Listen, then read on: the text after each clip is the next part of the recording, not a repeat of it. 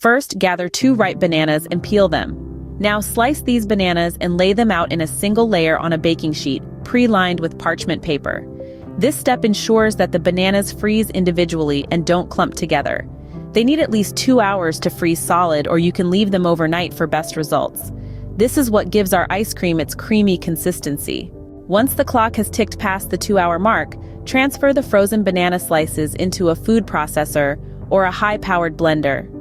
Start blending these slices until you witness a smooth and creamy texture appearing. You might need to pause occasionally to scrape down the sides, but don't worry, it's all part of the process. Continue blending until the mixture mirrors the consistency of soft-serve ice cream. Now add your favorite toppings.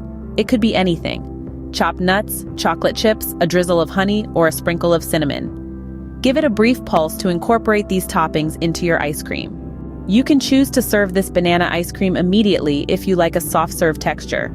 Or if you prefer it a bit firmer, transfer it into a freezer-safe container and freeze it for an additional 1 to 2 hours. There you have it, a delicious and healthy banana ice cream. A dessert that you can indulge in without any guilt. Now it's your turn to give this recipe a try.